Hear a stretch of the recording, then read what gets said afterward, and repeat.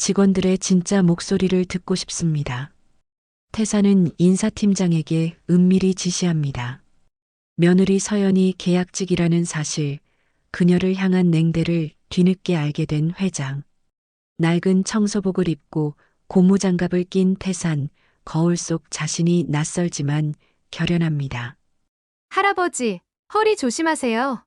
복도에서 서연이 먼저 손을 내밀어 바닥을 닦아줍니다. 태사는 걸레를 쥔 채 생각합니다. 저런 마음을 가진 사람을 왜 계약직으로만. 무료 버튼인 구독과 좋아요, 그저 눌러주시는 작은 응원이지만 그 정성만큼 복이 되어 여러분 가정에 가득하실 겁니다. 병원은 늘 깨끗했습니다. 복도마다 소독약 냄새가 은은하게 퍼지고 창문으로 쏟아지는 아침 햇살은 하얀 벽을 더욱 밝게 비춰주었죠. 서울 강동에 자리한 이 대형 병원은 외관만큼이나 내부도 반듯했습니다. 하지만 윤태사는 요즘 이 깨끗한 복도를 걸을 때마다 묘한 불편함을 느끼고 있었습니다. 73세의 나이 그는 이 병원 재단의 회장이자 수십 년간 의료계를 이끌어온 사람이었습니다. 수천 명의 의사와 간호사가 그의 이름 아래 일했고 수많은 환자들이 이곳에서 생명을 건졌습니다. 그런데 최근 들어 병원 안의 공기가 어딘가 낯설게 느껴졌습니다. 회의실에서 울려 퍼지는 젊은 경영진들의 목소리는 날카로웠습니다. 환자보다 실적을 먼저 이야기하고 치료보다 수익성을 우선시했죠. 태사는 회의 중에도 자주 창밖을 내다보았습니다. 유리창 너머로 바쁘게 오가는 사람들의 발걸음이 보였습니다. 환자복을 입은 이들, 보호자들, 그리고 흰 가운을 입은 의료진까지 모두가 각자의 사연을 안고 이 건물을 드나들고 있었습니다. 태사는 작은 한숨을 내쉬며 중얼거렸습니다. 이 병원은 깨끗한데 사람의 마음이 지저분해졌다는 생각이 들었습니다. 시스템은 효율적으로 돌아가지만 그 안에 인간미는 점점 사라지고 있었습니다. 한편 병동 한쪽에서는 상담 코디네이터 한서연이 환자를 돌보고 있었습니다. 33세 서연은 밝은 미소와 따뜻한 말투로 환자들 사이에서 인기가 많았습니다. 퇴근 시간이 다가왔지만 서연은 서두르지 않았습니다. 병상에 누운 할머니의 손을 꼭 잡고 부드럽게 말을 건넸죠. 할머니, 오늘도 잘 주무세요. 약은 제가 챙겨둘게요. 그녀의 목소리는 따뜻했지만 자세히 보면 표정 어딘가에 지친 기색이 묻어 있었습니다. 서연은 간호사 출신이었습니다. 병원에서 일하다가 흉부외과 과장인 윤도현과 사랑에 빠졌고 결혼까지 이어졌죠. 하지만 그 결혼은 처음부터 순탄치 않았습니다. 도연은 윤태산 회장의 아들이었습니다. 명문가의 자제가 간호사 출신과 결혼한다는 소식에 병원 내부는 술렁였습니다. 특히 회장실에서는 노골적으로 불만의 목소리가 흘러나왔죠. 간호사 출신 며느리라니 체면이 안 선다는 말이 오갔습니다. 서연도 그 말들을 들었습니다. 복도에서, 화장실에서, 때로는 면전에서 들려오는 수군거림을 외면할 수 없었습니다. 그래도 서연은 참았습니다. 환자들을 돌보는 일이 좋았고 도연을 사랑했으니까요. 다만 마음 한편에는 항상 작은 상처가 남아 있었습니다. 그날 밤 태사는 집무실에서 인사팀 보고서를 검토하고 있었습니다. 두꺼운 서류 더미를 넘기던 중 한 줄이 눈에 들어왔습니다. 한서연 계약직 채용이라는 문구였습니다. 태사는 잠시 손을 멈췄습니다. 며느리가 계약직이라는 사실을 이제야 알게 된 것이었습니다. 그는 오래된 만년필을 천천히 내려놓으며 혼잣말을 했습니다. 사람을 자리가 아니라 마음으로 본다더니 자신도 이제 그 말을 시험해 볼 때가 된 것 같았습니다. 태사는 창밖을 바라보았습니다. 깜빡이는 도시의 불빛 속에서 그는 무언가 결심한 듯 고개를 끄덕였습니다. 병원이 어떻게 돌아가는지, 사람들이 진짜 어떤 마음으로 일하는지 직접 확인해 봐야겠다는 생각이 들었습니다. 며칠 후 병원 청소 용역팀에 낯선 얼굴이 하나 추가되었습니다.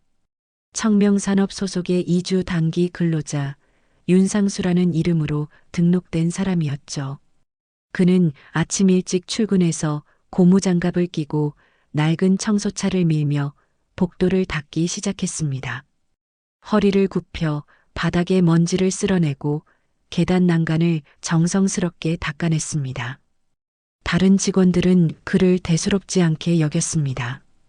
그저 새로운 용역 직원일 뿐이었으니까요. 하지만 그의 정체는 바로 윤태산 회장이었습니다. 태산은 인사팀장에게만 이 사실을 알렸습니다. 조용히 현장 실태를 파악하겠다는 명분이었습니다. 인사팀장은 처음에는 놀랐지만 회장의 단호한 표정을 보고 고개를 끄덕일 수밖에 없었습니다. 직원들의 목소리를 직접 듣고 싶다는 태산의 말에는 진심이 담겨 있었습니다. 그렇게 태산은 청소부 윤상수로 변신했습니다. 평소 입던 정장 대신 낡은 작업복을 입고 반듯하게 빗어 넘기던 머리는 무심하게 내려뜨렸습니다. 거울 속 자신의 모습이 낯설었지만 오히려 마음은 편안했습니다. 첫날부터 태산은 많은 것을 보고 들었습니다. 복도에서 지나가는 간호사들의 수다, 의사들의 불평, 환자 보호자들의 한숨. 청소부는 투명 인간 같은 존재였습니다. 사람들은 그의 존재를 의식하지 않고 자연스럽게 이야기를 나눴죠. 태산은 걸레를 짜면서도 귀를 쫑긋 세웠습니다. 실적 압박에 지친 의사들의 목소리, 인력 부족으로 고생하는 간호사들의 하소연, 비싼 병원비 때문에 고민하는 보호자들의 대화까지. 회장실에서는 절대 들을 수 없었던 생생한 현장의 목소리들이었습니다. 그러던 중 태산은 서연을 몇 번 마주쳤습니다. 서연은 복도에서 청소하는 그를 보고 먼저 말을 걸었습니다. 아저씨, 허리 조심하세요. 여기 물은 제가 닦을게요. 서연이 쪼그려 앉아 바닥에 물기를 닦으려 하자 태산이 손을 내저었습니다. 괜찮습니다. 일은 제가 맡았으니까요. 짧은 대화였지만 묘한 따뜻함이 느껴졌습니다. 태산은 서연의 뒷모습을 바라보며 생각했습니다. 저렇게 다른 사람을 배려하는 마음을 가진 사람을 왜 계약직으로만 두고 있었을까? 며느리라는 이유로 제대로 평가받지 못하고 있었던 것은 아닐까? 며칠이 지나면서 태산은 서연의 일상을 자연스럽게 관찰하게 되었습니다. 서연은 언제나 환자들에게 친절했습니다. 이름을 불러주고 손을 꼭 잡아주며 작은 불편함도 놓치지 않았습니다. 퇴근 시간이 지나도 병실을 한 번 더 돌아보고 불안해하는 환자에게 따뜻한 말 한마디를 건네는 모습이 자주 보였습니다. 태산은 청소차를 밀며 속으로 중얼거렸습니다. 저런 사람이야말로 진짜 의료인이 아닐까? 그런데 어느 날 밤 이상한 장면을 목격했습니다. 태산이 야간 청소를 마치고 복도를 지나는데 약품 창고 쪽에서 희미한 불빛이 새어 나왔습니다. 누군가 늦은 시간에 창고에 들어간 것이었습니다. 태산은 조심스럽게 다가갔습니다. 문틈으로 살짝 들여다보니 서연이 작은 봉투에 무언가를 담고 있었습니다. 약병처럼 보이는 것들이었습니다. 서연은 주변을 살피더니 재빨리 봉투를 가방에 넣고 창고를 빠져나왔습니다. 태산은 재빨리 청소차 뒤에 몸을 숨겼습니다. 서연은 병원 정문이 아닌 뒷문으로 향했습니다. 태산은 멀찍이 따라갔습니다. 서연은 택시를 잡아타고 어디론가 사라졌습니다. 병원 뒷골목 쪽이었습니다. 태산의 머릿속에 의문이 피어올랐습니다. 약을 빼돌리는 건가? 설마 그럴 리가 없다고 생각했지만 방금 본 장면은 분명했습니다. 태산은 그날 밤 잠을 이루지 못했습니다. 서연에 대한 신뢰와 의심 사이에서 마음이 흔들렸습니다. 며느리를 믿고 싶었지만 회장으로서는 병원의 약품 관리 문제를 가볍게 넘길 수 없었습니다. 태사는 결심했습니다. 직접 확인해 봐야겠다고. 서연이 어디로 가는지, 무엇을 하는지 알아봐야만 했습니다. 새벽 1시, 태사는 청소복 차림으로 병원을 빠져나왔습니다. 서연이 탄 택시가 향한 방향을 기억하고 있었습니다. 병원 외곽, 오래된 건물들이 모여 있는 그곳으로 천천히 걸어갔습니다. 차가운 새벽 공기가 뺨을 스쳤지만 태사는 걸음을 멈추지 않았습니다. 골목길을 몇 번 돌아 들어가자 낡은 요양병동 건물이 나타났습니다. 페인트가 벗겨진 외벽, 깜빡거리는 간판, 그리고 희미하게 켜진 창문 몇 개. 이곳은 무연고 환자들을 돌보는 작은 요양시설이었습니다. 태사는 건물 주변을 조심스럽게 살폈습니다. 2층 창문 하나에서 불빛이 새어나오고 있었습니다. 그는 담벼락을 타고 올라가 창문 틈으로 안을 들여다보았습니다. 그곳에는 서연이 있었습니다. 낡은 이불 속에 누워있는 노파의 손을 꼭 잡고 있었죠. 서연의 표정은 슬프면서도 다정했습니다. 할머니, 조금만 드세요. 오늘은 미음이에요. 서연이 떠먹여주는 미음을 노파는 힘겹게 삼켰습니다. 테이블 위에는 약봉지와 기저귀 묶음이 놓여 있었습니다. 모두 서연이 직접 산 것들이었습니다. 태사는 숨을 죽이고 그 장면을 지켜보았습니다. 그런데 문득 침대 옆 이름표가 눈에 들어왔습니다. 박불래. 그 이름을 본 순간 태산의 손이 떨렸습니다. 50년 전 기억이 파도처럼 밀려왔습니다. 한겨울 추운 날 연탄가스에 중독되어 쓰러졌던 젊은 시절의 자신. 그때 자신을 구해준 여인의 이름이 바로 박불래였습니다. 태사는 창틀을 붙잡았습니다. 불래, 설마 같은 사람인가. 심장이 빠르게 뛰었습니다. 그는 숨을 고르며 창문 밖에서 한참을 서 있었습니다. 서연이 노파에게 다시 말을 건넸습니다. 할머니, 이번 달은 제가 약값 낼게요. 걱정 마세요. 노파는 힘없이 고개를 끄덕였습니다.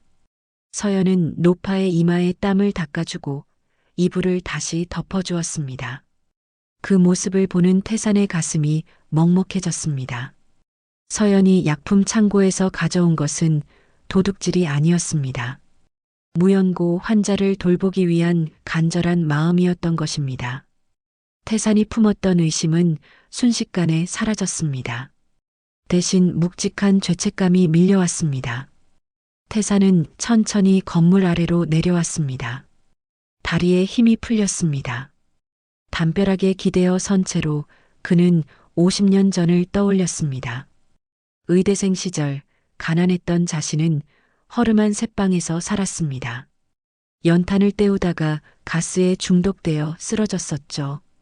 그때 옆방에 살던 박불래가 문을 두드리다 이상함을 느끼고 문을 부수고 들어왔습니다. 그녀는 태산을 끌어안고 병원까지 데려갔습니다. 덕분에 태산은 목숨을 건질 수 있었습니다. 당시 박불래는 식당에서 일하는 평범한 여인이었습니다. 태산이 깨어났을 때 병실에는 그녀가 남긴 쪽지만 있었습니다. 잘 살아요, 의사 선생님. 그게 마지막이었습니다. 태산은 그 후로 바쁜 삶을 살았습니다. 병원을 세우고 재단을 키우고 명성을 쌓아갔습니다. 그러는 동안 박불래를 찾아야겠다는 생각은 했지만 실천에 옮기지 못했습니다. 세월이 흐르면서 그 기억도 희미해졌습니다. 그런데 50년이 지난 지금 그 은인이 무연고 환자로 이곳에 누워 있었던 것입니다. 태사는 두 손으로 얼굴을 감쌌습니다. 자신이 얼마나 큰 빚을 지고 살았는지 깨달았습니다. 생명의 은인을 외면하고 살았던 세월이 부끄러웠습니다. 한참 후 서연이 건물 밖으로 나왔습니다. 그녀의 어깨는 축 처져 있었고 눈가는 붉게 부어 있었습니다. 서연은 골목길을 걸으며 작게 중얼거렸습니다. 할머니, 조금만 더 버텨주세요. 태사는 어둠 속에서 그 모습을 지켜보았습니다. 서연의 마음이 느껴졌습니다. 자신의 돈으로, 자신의 시간으로 아무도 모르게 한 사람을 돌보는 그 마음. 태사는 비로소 이해했습니다. 서연이 왜 이 병원에서 계약직으로 남아있으면서도 불평하지 않았는지, 그녀에게는 더 큰 이유가 있었던 것입니다. 돈이나 지위가 아니라 사람을 향한 진심이었습니다. 태사는 천천히 병원으로 돌아왔습니다. 새벽 공기는 더욱 차가워졌지만 그의 마음속에는 뜨거운 무언가가 타오르고 있었습니다. 이제 무엇을 해야 할지 분명해졌습니다. 박불레를 제대로 돌봐야 했습니다. 그리고 서연이 혼자 짊어진 짐을 함께 나눠야 했습니다. 더 나아가 이 병원이 진짜 사람을 돌보는 곳으로 변해야 했습니다. 태사는 집무실로 돌아가 창밖을 바라보았습니다. 동이 트기 시작했습니다. 새로운 아침이 밝아오고 있었습니다. 며칠 후 병원 전체에 비상이 걸렸습니다. 아침 일찍 직원들의 휴대전화에 긴급 소집 문자가 날아왔습니다. 복도마다 수군거리는 소리가 퍼졌고 사람들은 불안한 표정으로 공지사항을 확인했습니다. 약품 도난 사건 발생, 감사팀 조사 착수. 짧은 문장이었지만 파장은 컸습니다. 병원에서 약품 도난이라는 것은 단순한 문제가 아니었습니다. 환자의 생명과 직결되는 일이었고 병원의 신뢰도에도 큰 타격을 주는 사안이었습니다. 오전 10시 대회의실에 기자들이 모여들었습니다. 행정이사 장태수가 단상에 올랐습니다. 그는 카메라 플래시 세례를 받으며 차분하게 입을 열었습니다. 저희 병원에서 불미스러운 일이 발생했습니다. 약품 창고에서 일부 의약품이 무단으로 반출된 정황이 포착되었습니다. 기자들이 일제히 손을 들었고 질문이 쏟아졌습니다. 장태수는 손을 들어 제지한 후 말을 이었습니다. 현재 감사팀이 조사 중이며 새벽 시간대 창고 출입 기록이 있는 직원을 특정했습니다. 그는 잠시 말을 멈추고 서류를 들어보였습니다. 계약직 코디네이터 한서연 씨입니다. 순간 회의실이 술렁였습니다.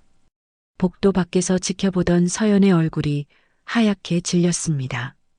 동료들의 시선이 일제히 그녀를 향했습니다. 서연은 입술을 깨물며 앞으로 나섰습니다. 저는 환자 보호자를 위해 필요한 조치를 취한 것뿐입니다. 그녀의 목소리는 떨렸지만 분명했습니다. 하지만 장태수는 냉소적인 표정으로 말을 끊었습니다. 증거는 시스템 기록에 다 남아 있습니다. 개인적인 사정으로 병원 재산을 무단 반출한 것은 명백한 규정 위반입니다. 기자들이 카메라를 서연에게 돌렸고 플래시가 터졌습니다. 서연은 눈을 감았습니다. 그날 오후 감사팀이 CCTV 영상을 분석했습니다. 태산도 청소부 신분으로 감사팀 사무실 근처를 배회하며 상황을 지켜보았습니다. 모니터에는 약품 창고 앞 복도가 비춰졌습니다. 서연이 창고에 들어가는 모습, 봉투를 들고 나오는 모습이 선명하게 보였습니다. 하지만 이상한 점이 있었습니다. 영상이 갑자기 끊겼다가 다시 이어졌습니다. 보안팀 직원이 당황한 표정으로 말했습니다. 백업 서버가 손상되어서 해당 시간대 2분 30초가 사라졌습니다. 정확히 서연이 창고 안에서 무엇을 했는지 보이는 부분이 공백이었습니다. 태사는 복도 구석에서 그 대화를 엿듣고 있었습니다. 그의 눈빛이 날카로워졌습니다. 우연치고는 너무 교묘했습니다. 누군가 고의로 영상을 지운 것이 분명했습니다. 서연을 함정에 빠뜨리기 위한 계획적인 행동이었습니다. 태사는 주먹을 쥐었습니다. 도대체 누가 왜 서연을 이렇게 몰아가는 걸까?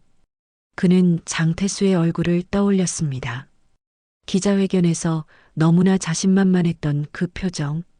마치 모든 것을 미리 준비한 사람처럼 보였습니다. 저녁 무렵 도연이 서연을 찾아왔습니다. 병원 뒤편 벤치에서 두 사람은 마주 앉았습니다. 도연은 서연의 손을 잡았습니다. 당분간 조사 협조라는데 너무 걱정하지 마.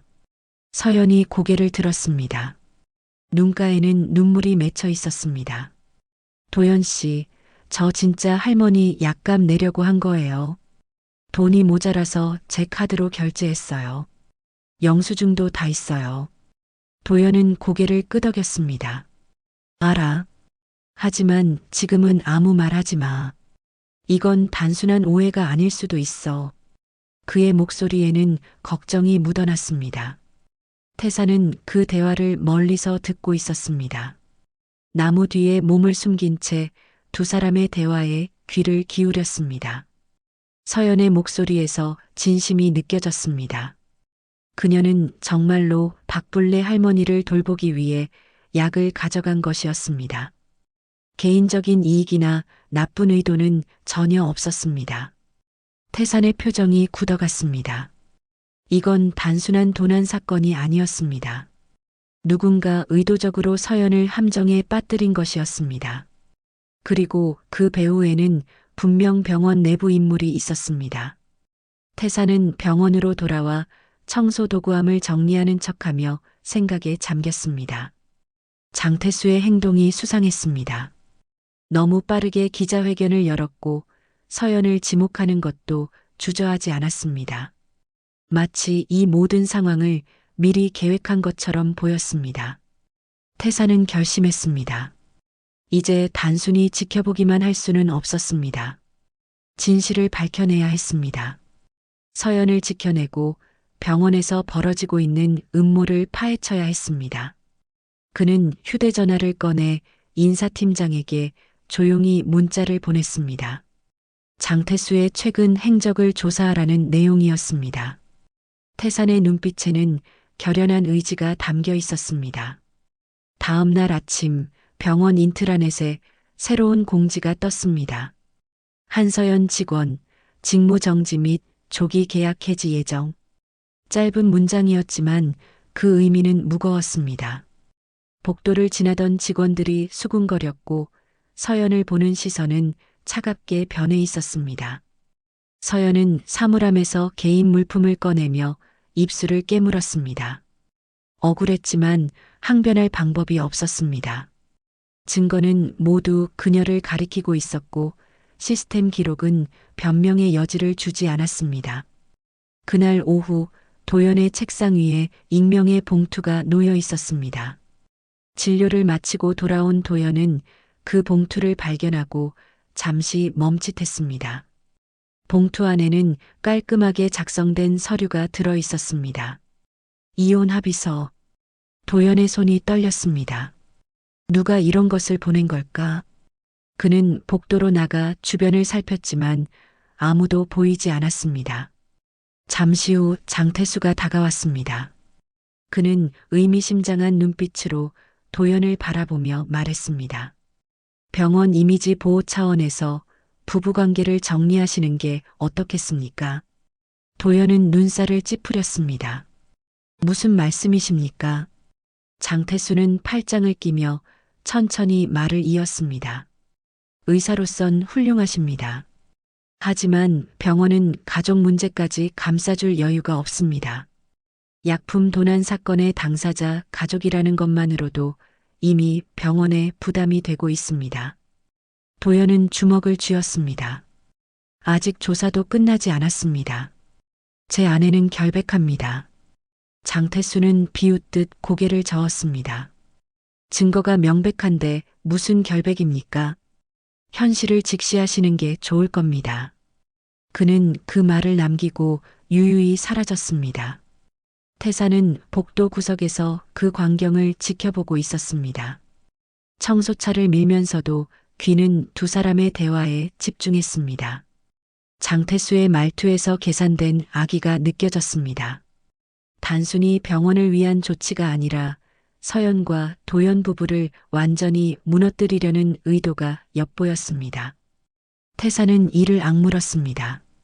도대체 왜 이런 짓을 하는 걸까? 무엇이 장태수를 이렇게 만든 걸까? 그날 저녁 더 큰 비극이 찾아왔습니다. 서연이 돌보던 박불래 할머니가 심정지로 쓰러졌습니다. 요양병동에서 급히 연락이 왔고 서연은 택시를 타고 달려갔습니다. 응급실로 옮겨진 박불래는 이미 의식이 없었습니다. 의료진이 심폐소생술을 시도했지만 반응이 없었습니다. 모니터의 심전도는 점점 약해지더니 결국 직선을 그렸습니다. 서연은 바닥에 주저앉았습니다. 할머니, 할머니. 그녀의 목소리는 떨렸고 눈물이 멈추지 않았습니다. 태사는 소식을 듣고 급히 요양병동으로 달려왔습니다. 응급실 문 앞에서 그는 숨을 헐떡였습니다. 안으로 들어가자 하얀 천으로 덮인 박불레의 모습이 보였습니다. 태사는 천천히 다가가 천을 걷어냈습니다. 주름진 얼굴, 하얗게 센 머리카락. 50년 전 자신을 구해준 그 여인이 맞았습니다. 태사는 떨리는 손으로 박불레의 손을 잡았습니다. 불레 씨, 아니 여사님. 그의 목소리는 갈라졌습니다. 제가 너무 늦었습니다. 용서해 주십시오. 서연은 구석에 앉아 계속 울고 있었습니다. 할머니, 저 약 다 샀는데 조금만 더 버텨주시지. 서연의 가방 안에는 새로 산 약봉지들이 들어 있었습니다. 자신의 월급을 쪼개어 마련한 약들이었습니다. 하지만 이제 그 약은 필요 없게 되었습니다. 태사는 서연을 바라보았습니다. 그녀의 어깨는 작게 떨리고 있었고 눈물은 끊임없이 흘러내렸습니다. 태산의 가슴이 무너져 내렸습니다. 그는 복도로 나와 벽에 기대섰습니다. 생명의 은인을 제대로 보답하지 못했습니다. 아니, 찾아보려는 노력조차 하지 않았습니다. 병원을 키우고 명성을 쌓는 동안 정작 중요한 것을 놓치고 살았습니다. 태사는 두 손으로 얼굴을 감쌌습니다. 이 병원, 내가 이렇게 만들었구나. 시스템만 효율적으로 만들고 실적만 올리는데 집중하면서 사람의 마음은 돌보지 못했습니다. 그 결과 서연 같은 따뜻한 사람이 외면받고 박불레 같은 무연고 환자가 홀로 쓸쓸히 생을 마감하게 된 것입니다. 태사는 천천히 고개를 들었습니다. 창밖으로 도시의 불빛이 반짝였습니다. 그는 결심했습니다. 더 이상 물러설 수 없었습니다. 이제는 모든 것을 바로 잡아야 했습니다. 서연의 명예를 회복시키고 박불레에게 마지막 예를 갖추고 장태수의 음모를 밝혀내야 했습니다. 그리고 이 병원을 진정으로 사람을 돌보는 곳으로 만들어야 했습니다. 태사는 주먹을 쥐었습니다. 회장으로 돌아갈 때가 왔습니다. 더 이상 청소부 윤상수로 숨어 있을 수는 없었습니다. 진실을 밝힐 시간이었습니다. 새벽 태사는 집무실로 돌아왔습니다. 청소복을 벗고 정장으로 갈아입었습니다. 거울 속 자신의 모습을 바라보며 깊은 숨을 내쉬었습니다. 이제는 회장으로서 모든 것을 마주할 시간이었습니다. 그는 책상 앞에 앉아 서랍을 열었습니다. 오래된 캐비닛 안에는 수년간 쌓인 문서들이 가득했습니다. 태사는 그중 몇 년 전 파일 하나를 꺼냈습니다. 외주 요양원 지원금 관련 문서였습니다. 서류를 넘기는 태산의 손이 멈췄습니다. 외주 요양원 지원금 삭감이라는 제목 아래 장태수의 서명이 선명하게 보였습니다. 그리고 그 아래 결제란에는 자신의 이름이 적혀 있었습니다. 태사는 눈을 감았습니다. 당시에는 단순한 예산 조정이라고 생각했습니다. 효율성을 높이고 병원 운영을 개선하기 위한 불가피한 선택이라고 여겼습니다. 하지만 그 결정이 박불레 같은 무연고 환자들의 삶에 어떤 영향을 미쳤는지는 깊이 생각하지 못했습니다. 태사는 책상 서랍 깊숙한 곳에서 작은 녹음기를 꺼냈습니다. 며칠 전 청소를 하던 중 우연히 녹음한 것이었습니다. 그날 밤 장태수가 누군가와 통화하던 내용이었습니다. 태사는 재생 버튼을 눌렀습니다. 녹음기에서 장태수의 목소리가 흘러나왔습니다. 그 라인 비워. 이번 주까지만 빼돌려. CCTV는 내가 알아서 끊지. 뭐 걱정이야. 어차피 계약직 하나 자르는 건데. 목소리는 냉정했고 계산적이었습니다. 태사는 녹음기를 꽉 쥐었습니다. 모든 퍼즐이 맞춰졌습니다. 장태수가 외주 요양원과 거래하며 약품을 빼돌렸고 그 증거를 숨기기 위해 서연을 희생양으로 만든 것이었습니다. 시스템 기록을 조작하고 CCTV 영상을 지우고 언론에 먼저 공개하여 서연이 항변할 기회조차 주지 않았습니다. 완벽한 계획이었습니다. 하지만 장태수는 한 가지를 간과했습니다. 청소부로 변장한 회장이 모든 것을 지켜보고 있었다는 사실을 몰랐던 것입니다. 태사는 두 손으로 얼굴을 감쌌습니다. 이 모든 것을 내가 허락했구나. 그가 서명한 예산 삭감안이 장태수에게 기회를 준 것이었습니다. 돈의 흐름이 불투명해지자 장태수는 그 틈을 이용해 사익을 챙겼습니다.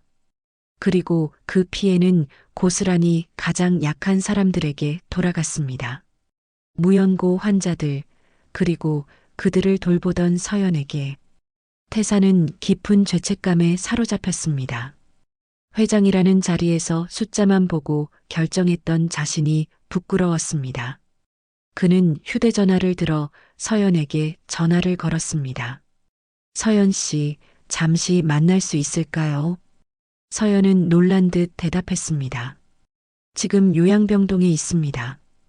할머니 마지막 정리를 하고 있어요. 태사는 곧 가겠다고 말하고 전화를 끊었습니다. 그는 차를 몰고 요양병동으로 향했습니다. 새벽 공기는 여전히 차가웠지만 태산의 마음속에는 따뜻한 결심이 자리 잡고 있었습니다.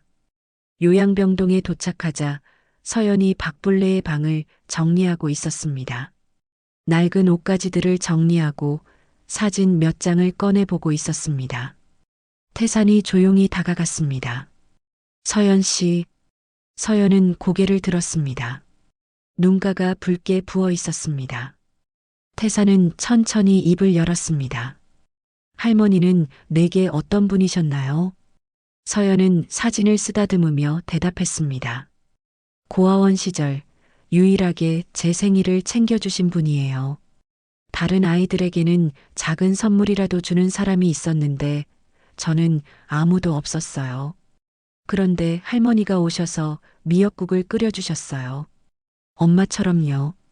태산의 눈시울이 붉어졌습니다. 그분은 내 생명의 은인이십니다. 50년 전 연탄가스에 중독되어 죽어가던 나를 구해주셨어요. 하지만 나는 그 빚을 갚지 못했습니다. 찾아보지도 않았고 신경 쓰지도 않았어요. 서연은 놀란 표정으로 태산을 바라보았습니다. 그렇다면 회장님도 할머니에게.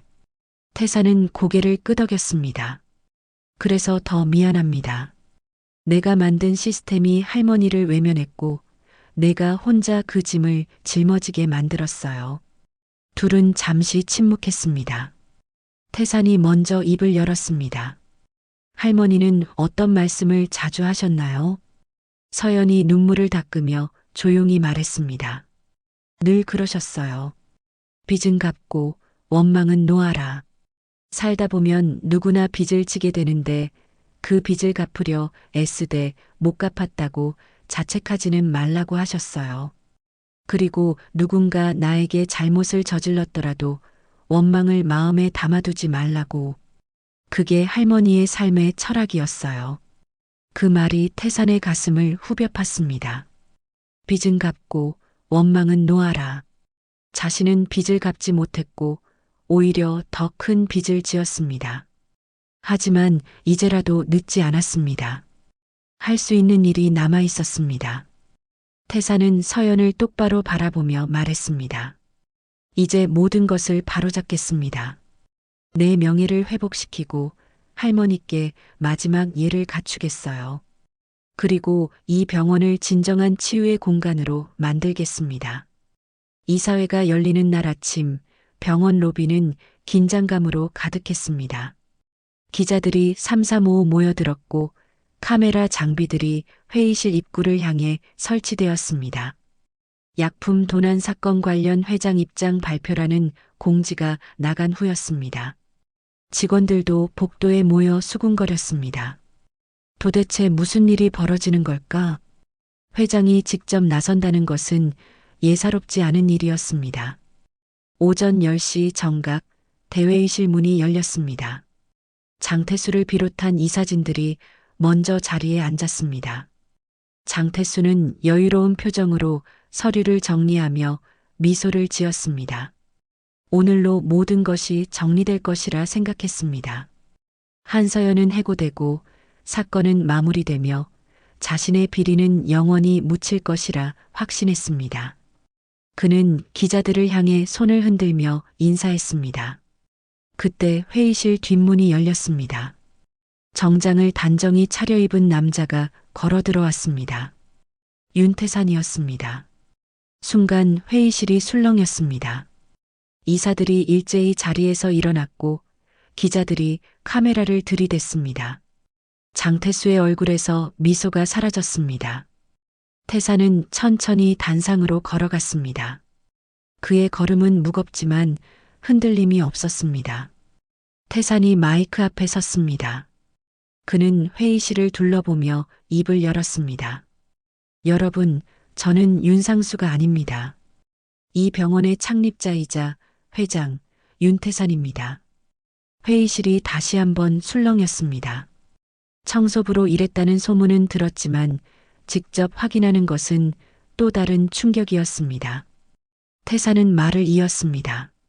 지난 2주 동안 저는 청소부로 이 병원 구석구석을 다녔습니다. 그리고 많은 것을 보고 들었습니다.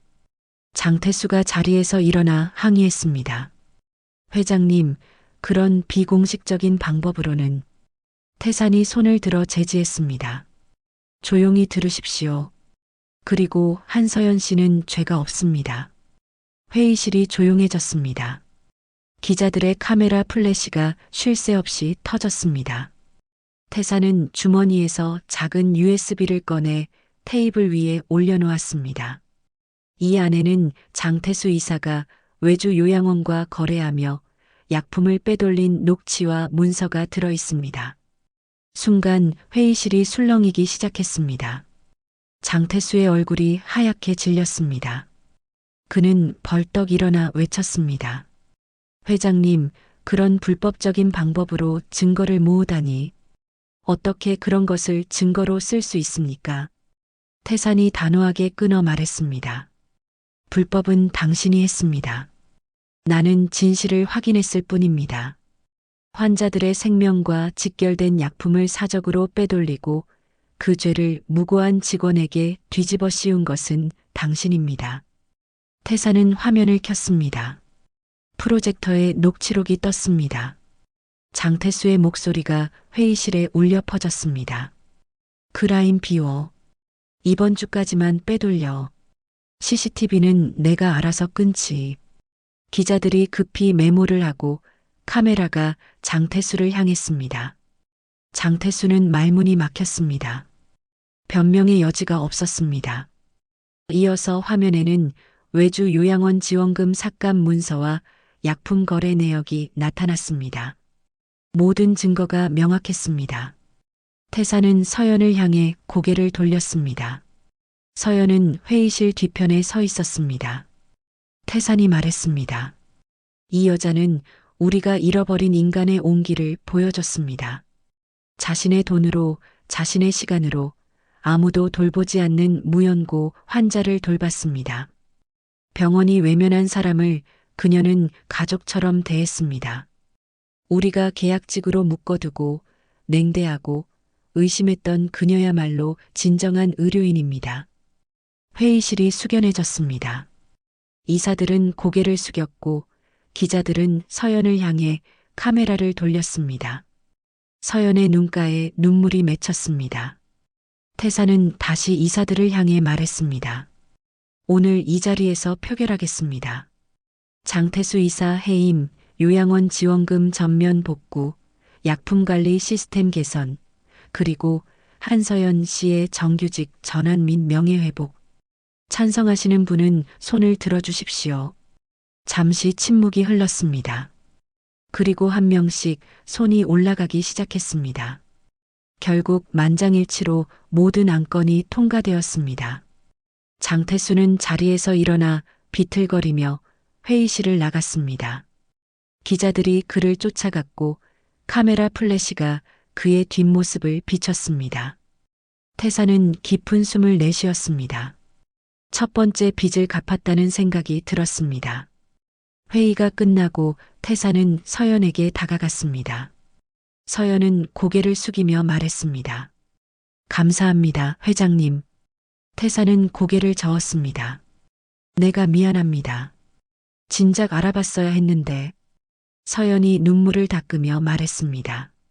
할머니가 기뻐하실 것 같아요. 태사는 고개를 끄덕였습니다. 이제 할머니께 마지막 예를 갖춰야 합니다. 그리고 이 병원을 진정으로 사람을 먼저 보는 곳으로 만들어야 합니다. 서연은 감사의 눈빛으로 태산을 바라보았습니다. 두 사람은 말없이 고개를 끄덕이며 서로의 마음을 나눴습니다. 며칠 후 병원 장례식장 한편에 조촐한 행사가 열렸습니다. 고 박불래 여사 추모 기금 설립식이라는 현수막이 걸려 있었습니다. 많은 사람이 모이지는 않았지만 온 사람들의 마음은 진심으로 가득했습니다. 병원 직원들, 서연이 돌봤던 환자들, 그리고 요양병동 관계자들이 조용히 자리를 채웠습니다. 단상 위에는 박불래의 영정 사진이 놓여 있었습니다. 소박하지만 따뜻한 미소를 짓고 있는 사진이었습니다. 태산이 단상에 올라 마이크를 잡았습니다. 그는 잠시 영정을 바라보며 깊은 숨을 들이쉬었습니다. 오늘 이 자리는 한 분을 기리기 위한 자리입니다. 박불래 여사님은 평생 남을 돌보며 사셨습니다. 자신의 것은 나눠주고 어려운 이에게는 손을 내밀었습니다. 저 역시 50년 전 그분 덕분에 목숨을 건졌습니다. 하지만 그 은혜를 갚지 못한 채 세월을 보냈습니다. 태산의 목소리가 잠시 떨렸습니다. 그는 말을 이었습니다. 이 병원은 이제 사람을 먼저 보는 곳이 되어야 합니다. 실적과 효율도 중요하지만 그보다 더 중요한 것은 환자 한 명 한 명의 마음입니다. 이 기금은 그 마음의 시작입니다. 무연고 환자, 경제적으로 어려운 환자, 외면받는 환자들을 돌보는 데 쓰일 것입니다. 박불래 여사님이 평생 실천하신 그 마음을 이어가겠습니다. 참석자들이 박수를 보냈습니다. 서연은 고개를 숙이고 눈물을 닦았습니다. 행사가 끝나고 서연은 영정 앞에 국화 한 송이를 올렸습니다. 그녀의 눈가에는 눈물이 고였지만 표정은 평온했습니다. 할머니, 이제 편히 쉬세요. 제가 할머니의 마음을 이어갈게요. 서연은 고개를 숙여 절을 올렸습니다. 태산도 그 옆에서 깊이 고개를 숙였습니다. 두 사람은 말없이 박불래를 추모했습니다. 오랜 시간이 흐른 뒤에야 두 사람은 자리에서 일어났습니다. 밖으로 나오자 겨울바람이 차갑게 불었습니다. 하지만 마음만큼은 따뜻했습니다. 태사는 장례식장 앞 포장마차를 발견했습니다. 그는 서연에게 물었습니다. 잠시 앉아갈까요? 서연은 고개를 끄덕였습니다. 두 사람은 포장마차에 앉아 호빵을 주문했습니다. 김이 모락모락 나는 호빵이 나왔습니다. 태산이 하나를 들어 서연에게 건넸습니다. 하나 드시겠어요, 서연 씨? 서연은 미소를 지으며 받았습니다. 네, 아버님. 두 사람은 말없이 호빵을 먹었습니다. 차가운 겨울 공기 속에서 따뜻한 김이 피어올랐습니다. 태산이 먼저 입을 열었습니다. 도연이는 어떻게 지내나요? 서연이 대답했습니다. 요즘 바쁘긴 한데 예전보다 행복해 보여요. 제가 정규직이 되고 나서 마음의 짐을 많이 내려놓은 것 같아요. 태사는 고개를 끄덕였습니다. 그동안 많이 힘들었을 텐데 미안하네. 서연은 고개를 저었습니다. 이제는 괜찮습니다. 오히려 감사해요. 태사는 병원 건물을 바라보았습니다. 유리창에 새로운 간판이 보였습니다. 한빛병원 사람을 먼저 보는 곳. 지난주에 새로 단 간판이었습니다. 태사는 그 글귀를 보며 중얼거렸습니다. 이제 시작이야.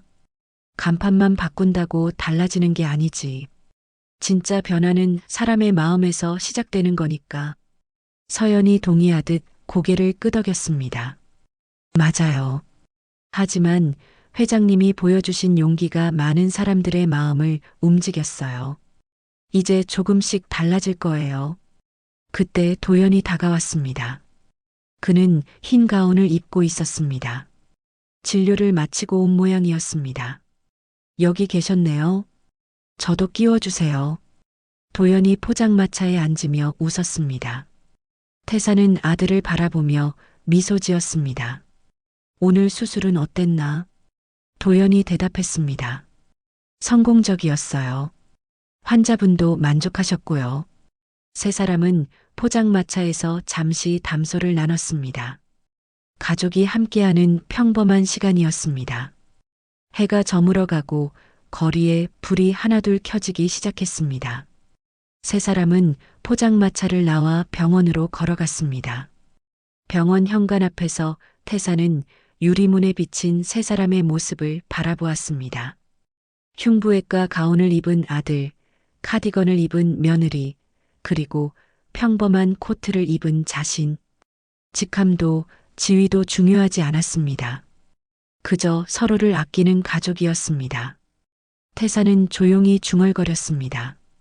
직함이 아니라 마음으로 살아야지. 이제야 그걸 배웠구나. 서연이 그 말을 듣고 미소 지었습니다. 할머니가 늘 하시던 말씀이에요. 사람은 이름표로 평가받는 게 아니라 마음으로 기억된다고. 태사는 고개를 끄덕였습니다. 맞는 말이네. 박불레 여사님은 평생 그렇게 사셨고 우리도 이제 그렇게 살아야 해. 병원 안으로 들어가자 라디오에서 옛 노래가 흘러나왔습니다. 따뜻한 멜로디가 복도를 채웠습니다. 서연은 그 소리를 들으며 속삭였습니다. 할머니, 이제 빚은 다 갚았어요. 그녀의 목소리는 평온했습니다. 태산도 마음속으로 박불레에게 말을 건넸습니다.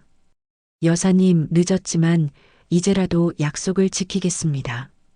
사람을 먼저 보는 병원, 마음을 돌보는 병원을 만들겠습니다. 세 사람은 각자의 자리로 돌아갔습니다. 태사는 집무실로, 도연은 의국으로, 서연은 상담실로. 하지만 이제는 달랐습니다. 같은 공간이지만 마음이 달랐습니다. 서로를 이해하고 서로를 존중하며 서로를 아끼는 마음으로 가득했습니다. 병원의 불빛은 여전히 밝게 빛났지만 이제 그 빛 속에는 따뜻함이 담겨 있었습니다. 사람을 먼저 보는 곳, 한빛병원의 새로운 시작이었습니다. 만약 마음이 움직이셨다면 한 줄의 응원을 남겨주세요. 구독과 좋아요는 우리 채널이 더 많은 이야기를 전하는 힘이 됩니다. 고맙습니다.